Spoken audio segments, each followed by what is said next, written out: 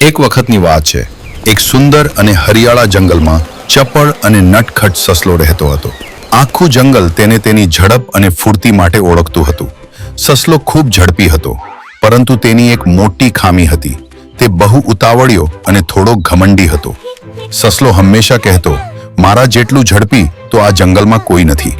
હું જે ઈચ્છું તે તરત મેળવી શકું. એક દિવસ સસલો જંગલમાં ફરતો હતો ત્યારે તેણે એક મોટું ખેતર જોયું. ત્યાં લીલા લીલા પાંદડા, મીઠા ગાજર અને તાજી શાકભાજી જોઈને તેની આંખો ચમકી ઉઠી. તે મનમાં બોલ્યો, વાહ, આજ તો હું મજા કરીશ. હું બધું એક સાથે લઈ જઈશ. તે તરત જ ગાજર ખેંચવા લાગ્યો. એક પછી એક ગાજર ભેગા કરતો ગયો.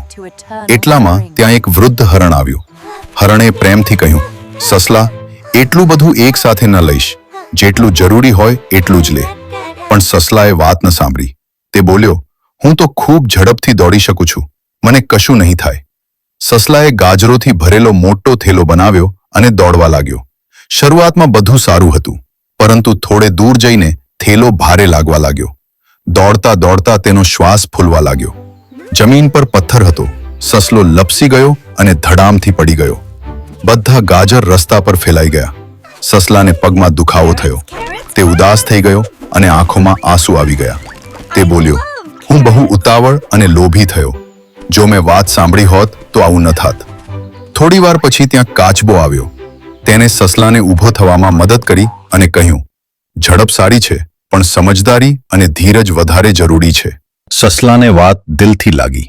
તેને બધા ગાજર ત્યાં જ છોડીને માત્ર થોડા જ લીધા.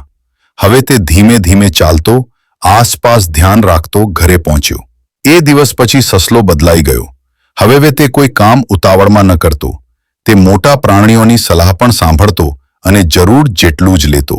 બધા જંગલના પ્રાણીઓ તેને હવે માત્ર ઝડપી નહીં, પરંતુ સમજદાર સસલો પણ કહેવા લાગ્યા.